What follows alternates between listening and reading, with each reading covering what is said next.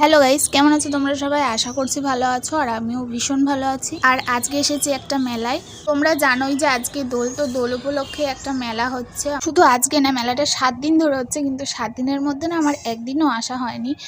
আজকেও আসার ইচ্ছে ছিল না, কিন্তু মা বললো যে চল একটু ঘুরে আসি, বেশি দূরে তো না, বাড়ির পাশেই, ওই জন্য মার সাথে একটু চলে এলাম। আর আমি ওপরে যাচ্ছি কারণ ওপরে না অনেক মূর্তি করা থাকে কাচের মধ্যে, চলো ওটাই তোমাদেরকে দেখাবো। আর ওটা শুধু দোলের টাইমে পরিক্রমার লোক যখন আসে তখনই খোলা হয়, এছাড়া অন্য টাইমে এখানে কাউকে অ্যালাউ করা হয় না। দেখো কাচের ভিতরে অনেক ঠাকুর আছে, কোনটা কোন ঠাকুর সবটাই ওপরে লেখা ছিল, আর সিনের ভিতরেও লেখা ছিল, কিন্তু আমি আর অত কিছু পড়িনি, জাস্ট দেখে বেরিয়ে এসেছি। আর এইখানে প্রচুর ভিড় হয়, কিন্তু আমরা সন্ধ্যের টাইম মানে 6টা সাড়ে 6টার দিকে গিয়েছিলাম, দেখে অতটাও ভিড় নেই। যত রাত বাড়ে তত বেশি ভিড়। ওই ঠাকুরগুলো দেখে তারপরে চলে এসেছি নাট মন্দিরে, মানে যেখানে আর কি আরতি কীর্তন হয়, তো এখানে অনেক প্রভুরা রয়েছেন, আরও অনেক মানুষ রয়েছে।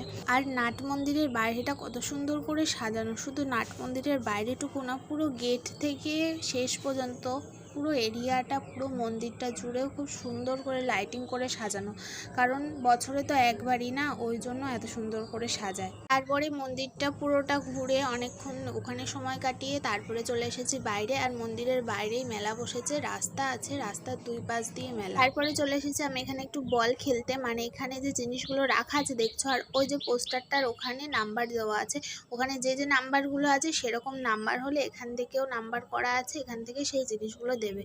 তো আমি জানি আমার হবে না, তবুও আমি খেললাম। তারপরে চলে এসেছি পাপড়ি চাট খেতে, যদিও আমি মেলার সেরকম কোনো জিনিসই খাই না, কোনো জিনিসই ভালো হয় না।